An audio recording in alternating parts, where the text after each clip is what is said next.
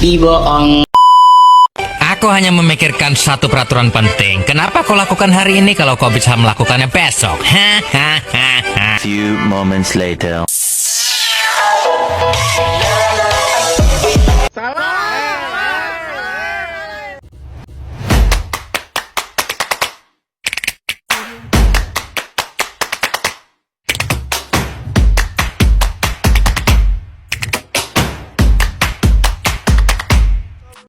Di balik setiap karya besar, ada seseorang dengan mimpi dan semangat yang luar biasa. Assalamualaikum warahmatullahi wabarakatuh. Saya Abdika Fardani, presensi 1 dari kelas 12D.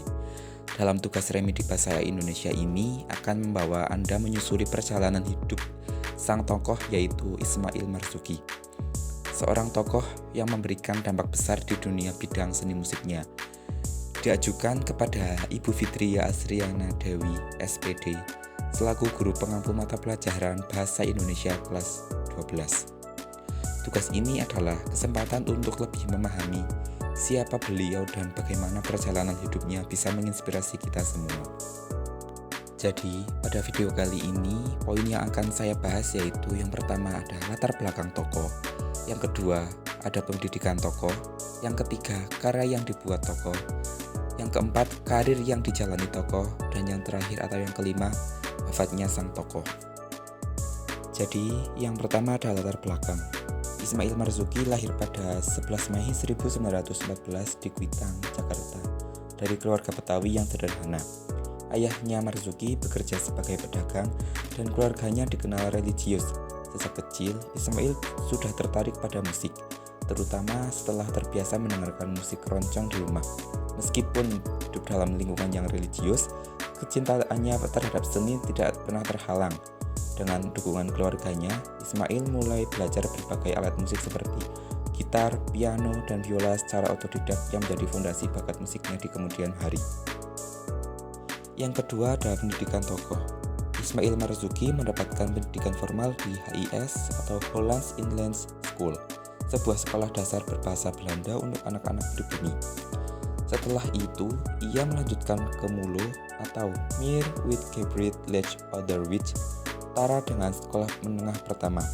Namun, pendidikan formalnya tidak berlanjut ke tingkat yang lebih tinggi karena ia lebih tertarik untuk mendalami musik. Sejak usia 17 tahun, Ismail Marzuki mulai serius mempelajari musik secara otodidak dan berusaha menguasai berbagai alat musik seperti gitar, piano, biola, dan saksofon. Selain belajar secara otodidak, Ismail juga belajar musik dari beberapa musisi lokal dan Eropa. Ia kerap bergaul dengan musisi yang tergabung dalam orkes-orkes yang ada di Jakarta saat itu. Lingkungan inilah yang membantu Ismail dalam memperkaya pemahamannya tentang musik barat dan memadukannya dengan musik lokal. Yang berikutnya ada karya tokoh.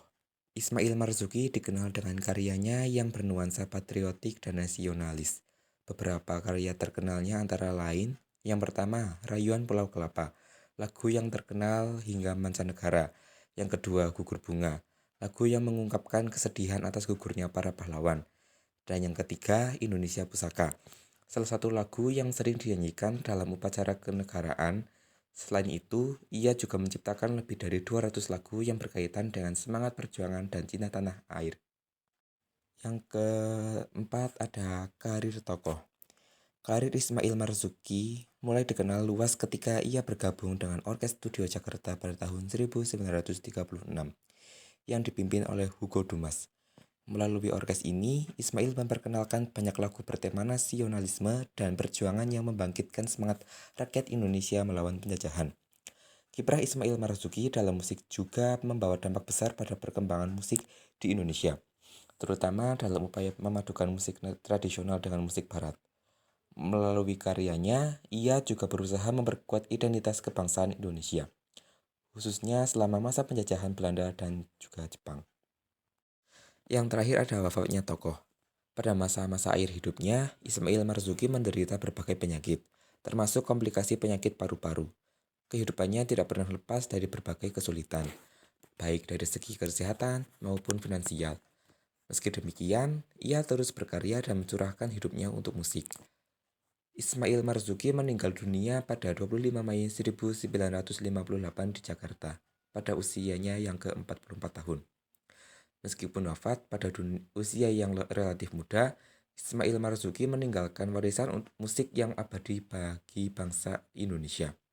Untuk menghormati jasanya, pemerintah Indonesia mendirikan Taman Ismail Marzuki atau biasa disebut sebagai TIM pada tahun 1968 sebagai pusat seni dan kebudayaan di Jakarta, sekaligus mengabadikan namanya sebagai salah satu pahlawan dalam bidang seni.